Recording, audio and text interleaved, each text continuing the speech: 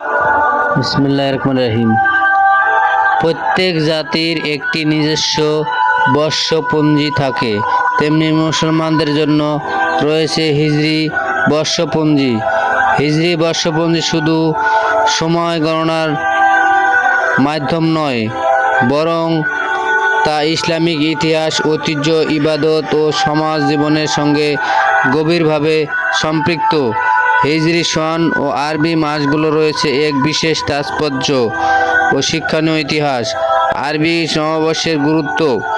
হিজরি সনের সূচনা হয় মহানবী হযরত মুহাম্মদ সাল্লাল্লাহু আলাইহি সাল্লামের হিজরতের মক্কা থেকে মদিনায় গমন ঐতিহাসিক ঘটনার ভিত্তিতে। এটি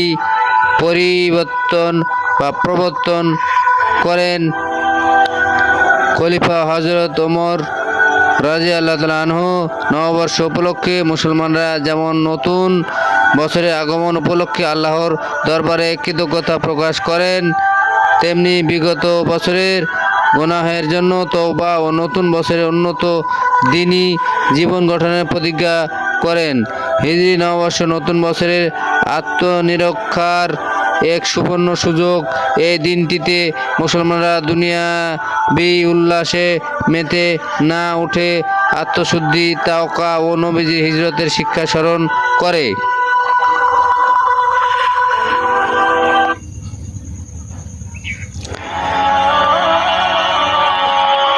কোরআনে মাসগুলো উল্লেখ। আল্লাহ তাআলা ইবাদত করেন, নিশ্চয় আকাশমণ্ডলী ও পৃথিবী সৃষ্টির দিন থেকে আল্লাহর বিধানে আল্লাহর কাছে মাস গণনার মাস 12টি, এর মধ্যে 4টি নিষিদ্ধ মাস। এটাই সুপ্রতিষ্ঠিত বিধান। সূরা আত-তাওবাহ 36। এই আয়াত থেকে প্রতীয়মান হয় যে মাসের সংখ্যা নির্ধারিত হয়েছে আদি থেকেই, এবং তা হলো 12টি। 12 মাসের নামকরণ ও তাৎপর্য। আরবি মাসগুলোর নামকরণ হয়েছে আরবদের ঐতিহাসিক প্রেক্ষাপট, ঋতু বৈশিষ্ট্য ও ঘটনাবলীর ভিত্তিতে। যেমন 1 নম্বর মহরম। মহরম শব্দের অর্থ নিষিদ্ধ বা সম্মানিত। এই মাসকে আশুরে হুরুম তথা সম্মানিত 4 মাসের অন্যতম হিসেবে গণ্য করা হয়। জাহেলিয়াত যুগে এই মাসে যুদ্ধ, রক্তপাত নিষিদ্ধ মনে করা হতো। ইসলামিক ইতিহাসে এই মাসটি বিশেষভাবে গুরুত্বপূর্ণ, কারণ 10 মহরম তথা আশুরা দিবস বহু ঐতিহাসিক ঘটনা সংঘটিত হয়েছে। 2 নম্বর সফর। সফর শব্দের অর্থ ফাঁকা বা শূন্য। জাহেলি যুগে এই মাসে আরবরা ঘরবাড়ি ফাঁকা করে যুদ্ধ বাণিজ্যের উদ্দেশ্যে ঘর থেকে বের হতো। এজন্য এ মাসের নামকরণ করা হয় সফর। সফর মাস পূর্ব আরব সমাজে দুর্ভিক্ষপূর্ণ সময় হিসেবে পরিচিত। 3 নম্বর রবিউল আওয়াল। রবি অর্থ বসন্ত এবং আওয়াল অর্থ প্রথম, অর্থাৎ বসন্তের প্রথম মাস। এ মাসের রাসূল সাল্লাল্লাহু আলাইহি সাল্লামের জন্ম ও ওফাত হয়েছে। এই মদিনায় হিজরত করে পৌঁছেছেন ও এ মাসে, ফলে এই মাসটি একটি ঐতিহাসিক মাহাত্ম্য রয়েছে। 4 নম্বর রবিউস সানি। এর অর্থ বসন্তের দ্বিতীয় মাস। এটি আগের মাসটির ধারাবাহিকতা হিসেবে এসেছে, যদিও আজকাল হিজরি সন চাঁদ অনুযায়ী চলে, ফলে প্রকৃত বসন্তে এ মাস সবসময় পড়ে না। 5 নম্বর জামেদ ওয়াল উলা।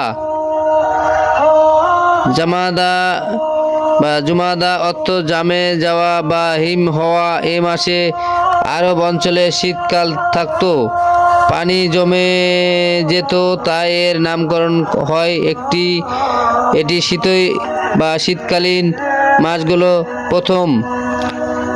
6 নম্বর জুমাদা সানিয়া। এর অর্থ শীতের দ্বিতীয় মাস বা শেষ জুমাদা। পরবর্তী মাসের ধারাবাহিক নামকরণ। 7 নম্বর রজব। রজব শব্দের অর্থ সম্মান, শ্রদ্ধা করা। এটি 4টি সম্মানিত মাসের অন্যতম। জাহেলি যুগেও এই মাসে যুদ্ধ বিগ্রহ থেকে বিরত থাকা হতো। এ মাসে অনেক ইবাদত, নফল, রোজার ফজিলত রয়েছে। 8 নম্বর শাবান। শাবান শব্দটি সব ধাতু থেকে এসেছে, যার অর্থ বিচ্ছিন্ন বা ছড়িয়ে পড়া বলা হয়। এ মাসে আরবরা বিভিন্ন গোষ্ঠীতে ভাগ হয়ে বিভিন্ন দিকে যুদ্ধ, রসদ সংগ্রহে ছড়িয়ে পড়ত। শাবান মাস মাহে রমজানের প্রস্তুতির মাস, শবে বরাতের মাস। 9 নম্বর রমজান। রমজান শব্দটি রমজ ধাতু থেকে এসেছে, যার অর্থ জ্বলন্ত তাপ বা দাহন। এই মাসের মুসলমানরা রোজা রাখে, যা গুনাহকে দগ্ধ করে, পাপমুক্ত করে। এটি কুরআন নাজিলের মাস, যা অত্যন্ত বরকতময়। 10 নম্বর শাওয়াল। শাওয়াল শব্দটি ধাতু থেকে এসেছে, যার অর্থ উচ্চ ওঠা বা হালকা হয়ে যাওয়া। এই মাসে উটনির দুধ কমে যেত বলে একে এই নাম দেওয়া হয়েছিল। এ মাসে ঈদ উল ফিতর অনুষ্ঠিত হয়। 11 নম্বর জিলকদ। কদ অর্থ বাসা বা স্থির হওয়া। এই মাসে যুদ্ধ বিগ্রহ থেকে বিরত থাকা হতো, তাই নামকরণ করা হয়েছে বাসার মাস হিসাবে। এটি সম্মানিত মাসগুলোর একটি। 12 নম্বর জিল হজ। হজ অর্থ হজ করা। এ মাসে হজ, কুরবানির ইবাদত অনুষ্ঠিত হয়। ইসলামী জীবনের অন্যতম ফরজ হজ এই মাসে আদায় করা হয় বলে এটি অত্যন্ত গুরুত্বপূর্ণ। এটি সম্মানিত 4 মাসের অন্তর্ভুক্ত। হিজরি বর্ষের তাৎপর্য। হিজরি নববর্ষের আমাদের জন্য শুধু সময়ের গতি গণনার উপলক্ষ নয়, বরং এগুলোর সঙ্গে গভীরভাবে সম্পৃক্ত রয়েছে মুসলমানদের ধর্মীয় জীবন, ইতিহাস, সংস্কৃতি, ইবাদত। প্রতিটি মাসই এক একটি শিক্ষা, ভাবনার দরজা খুলে দেয়, যা মুসলিম জীবনে গঠনমূলক অংশ। নবীজির হিজরত ছিল দ্বীনের বিজয়ের জন্য আত্মত্যাগ, আল্লাহর প্রতি পূর্ণ নির্ভরতা প্রতীক। মুসলমান হিসেবে আমাদের উচিত এই নববর্ষের নিজের আত্মা জীবনকে ইসলামের আলোকে সাজানো এবং আরবি মাসগুলোকে তাৎপর্য উপলব্ধি করে ইবাদত ও নৈতিকতায় নিজেকে পরিপূর্ণ করা। প্রিয় দর্শক, ভিডিওটি ভালো লাগলে এই চ্যানেলটি সাবস্ক্রাইব করবেন ও কমেন্ট করবেন। আসসালামু আলাইকুম।